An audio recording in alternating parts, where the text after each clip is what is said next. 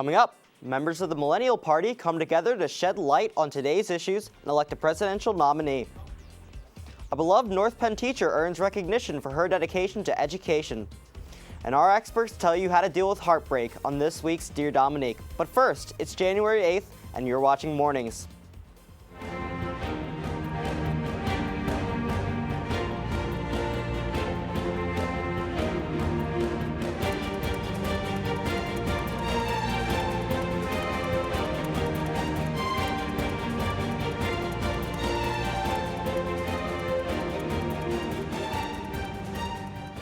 Hello and welcome to this edition of Mornings. I'm Zach Arsalan. And I'm Maddie Hyavile. Today is January 8th, 2016 and an F day here at North Penn High School. Mr. Broomball is back to shock you with his knowledge in this week's Broomball Challenge. Remember to email your answer to nptv@npenn.org. Here's your question. Hey, welcome to this week's Broomball Challenge. A little step out of the ordinary. This week's question, what does taser mean? You do a great job. The answer, when we get back. This week, North Penn High School held the 2016 Simulated Presidential Convention. This was North Penn's 11th convention since the tradition began back in 1976. During both days, I was down on the convention floor reporting for North Penn News. Here's a recap of day one. There was a lot of excitement on the floor of North Penn today as students engaged in day two of the Simulated Presidential Convention. It's a beautiful thing when you hear people that are like shy in school come up to the microphone and have the courage to speak in front of all their peers. I think that's a beautiful thing. Yeah, I never really knew like how the whole process worked of actually nominating a candidate or like how the convention works. So it was like really interesting to see like how it all comes together because I just kind of usually just on the news I hear who's running and then that the election's happening. I never really knew like the whole process behind it. Students gathered by state in their caucuses and decided how to vote and who to vote for in the final nomination.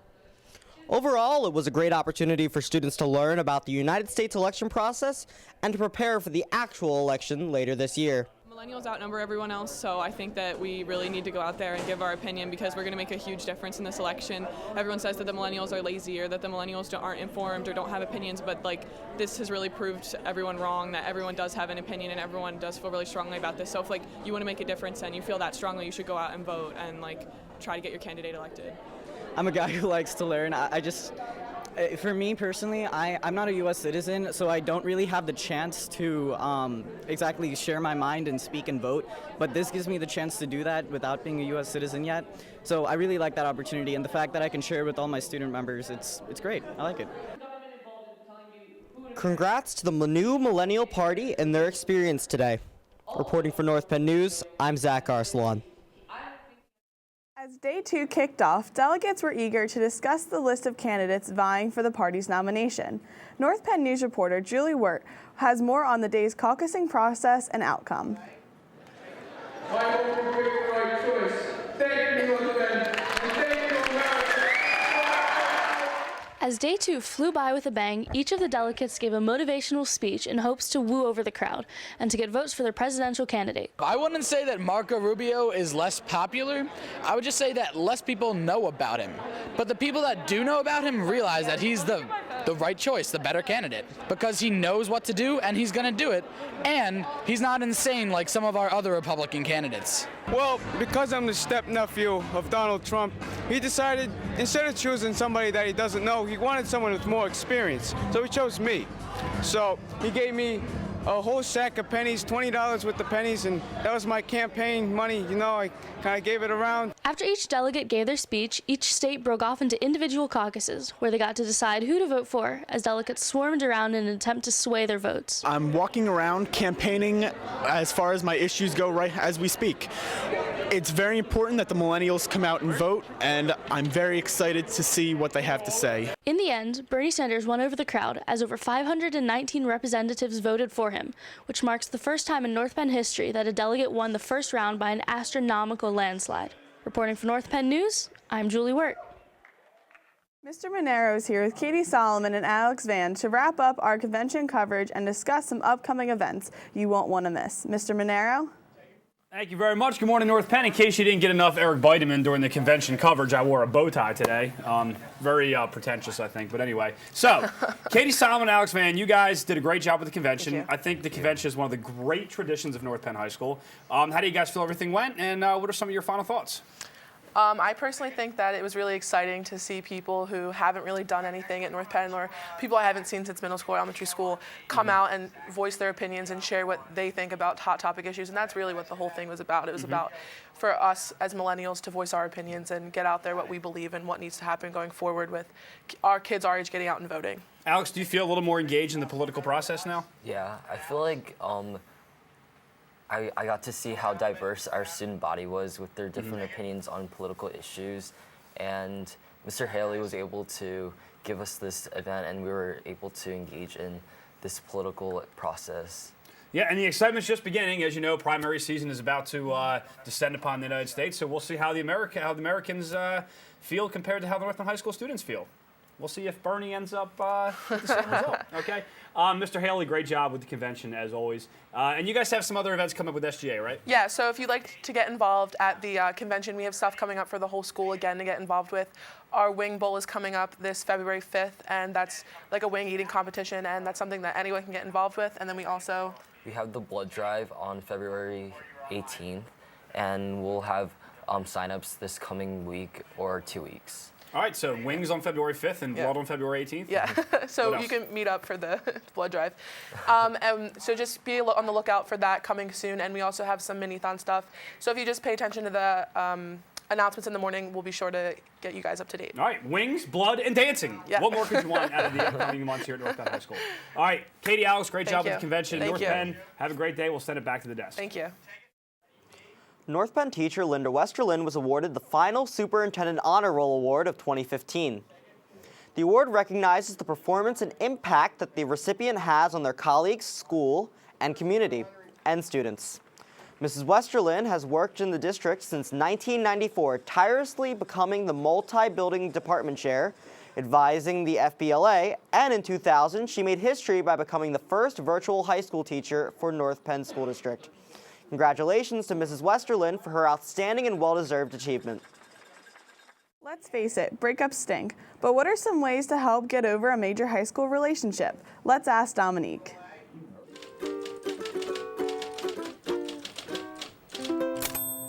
This week on Dear Dominique, a student has written in for advice on how to move on from a breakup. Dear Dominique, I don't know what to do. My boyfriend and I dated for over a year, but we recently broke up. I'm devastated and I don't know how to move on. What's the best way to get over this? Please help. From Stuck in Sadness.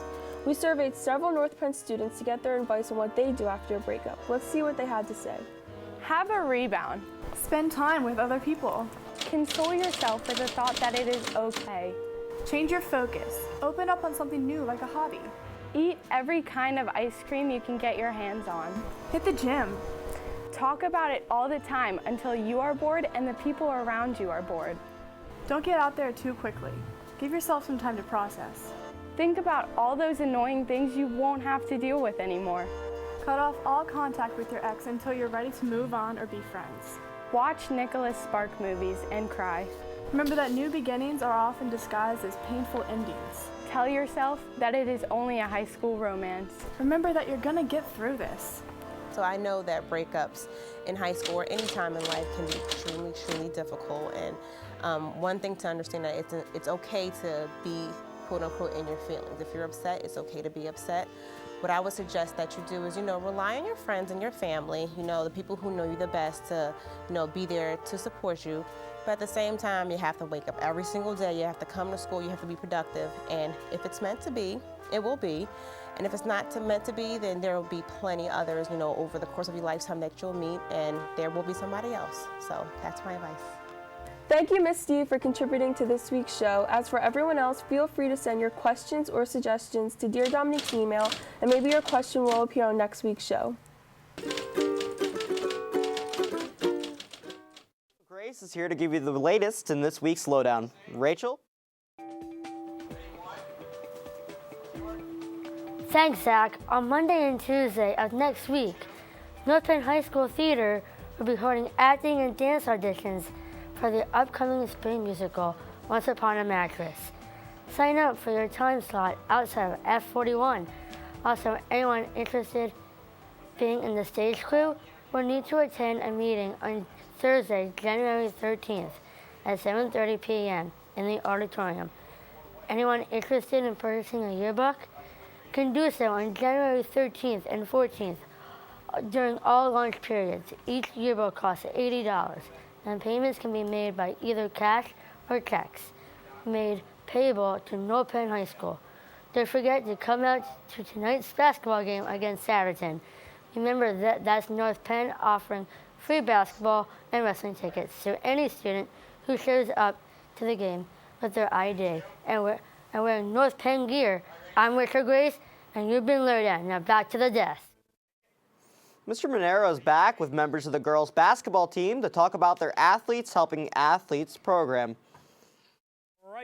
We're going to talk about more than just that because we have Arisa here also who's going to start us off by talking about the season so far. You know, I was just talking to Coach DeMartelier yesterday, and you know what she told me?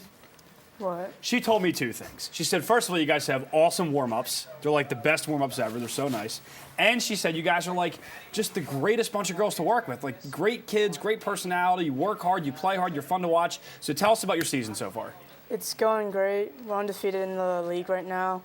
And we're probably going to stay undefeated, hopefully getting that state championship. Whoa, Yeah. a little forward thinking there. Okay. Yep. So, yeah. And you guys have a big game tonight, right? Yeah, against Saturton. It's at home. I happen to know a former Saturton coach who now happens to be a principal here. Oh, really? Yes, I happen to know somebody who fits that category. So maybe he can come out and cheer on his new team tonight. Yeah, hopefully. What other games do you guys have coming up that are big? We got CB South and CB West at home sometime next week or the week after that. All right, so I'm a student at North Penn. I spent all my money buying Christmas presents. I'm flat broke. I just can't afford a basketball game, so I guess I'm not coming. Oh, no. They're free. What? They're free? Yeah, they're free for students. If you have your ID and you're wearing North Penn gear, Okay. you can get in for free. Can't beat the price. All right, that is well worth the price of admission. So come to the games. All right, excellent. And Jess, tonight is Athletes Helping Athletes. Can you tell us a little bit about that? Athletes Helping Athletes is a program where athletes help students with special needs play sports. Okay.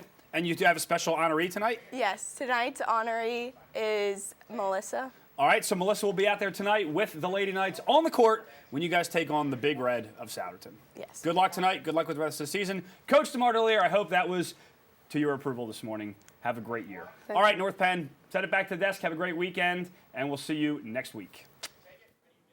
Let's check in with Mr. Broomball for the answer to this week's Broomball Challenge. Hey, the answer you've all been waiting for.